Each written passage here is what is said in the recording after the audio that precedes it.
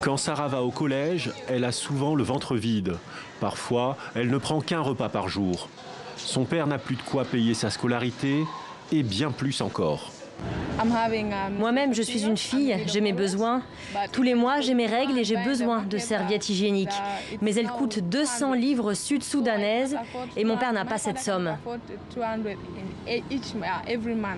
Dans cet hôpital, au cœur de la capitale sud-soudanaise, Betty côtoie la détresse criante des populations les plus vulnérables. Plus de place pour tous les accueillir, la plupart allongés à même le sol. Ici aussi, on manque cruellement de moyens. Parfois, nous n'avons plus de médicaments. Nous faisons une ordonnance à une mère, mais elle n'a pas d'argent. On n'a pas de pénicilline, ni d'antibiotiques en général. Les enfants sont anémiques, on n'a pas de sang pour les transfusions, et les membres de la famille ne veulent pas en donner, car ils disent qu'eux-mêmes ne mangent pas assez.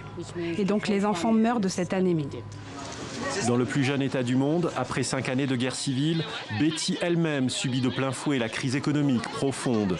Son salaire en livres sud-soudanaises ne vaut plus que 10 $ américains. Tout est importé et les prix ont explosé. La cause est la chute de la valeur de la livre sud-soudanaise. Il n'y a plus de réserve de devises fortes et cela a entraîné une inflation. Celle-ci a un impact fort sur le niveau de vie de la population.